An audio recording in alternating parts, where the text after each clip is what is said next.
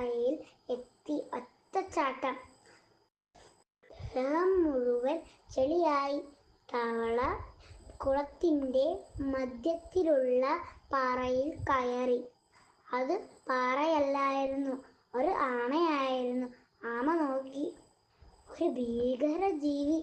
ആമ നിലവിളിച്ചു. അയ്യോ രക്ഷിക്കണേ! ആമ നിലവിളിച്ചു. അയ്യോ രക്ഷിക്കണേ! തവള നിലവിളിച്ചു. അന്യർക്ക് പ്രവേശനമില്ല. ദേഹം പൊക്കൂ. ആ പരസ്യപ്പലക നോക്കൂ.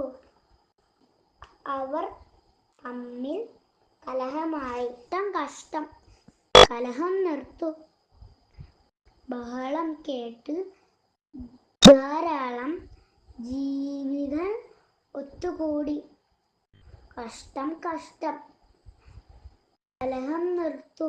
മുതല വന്നു. പരസ്യപ്പലക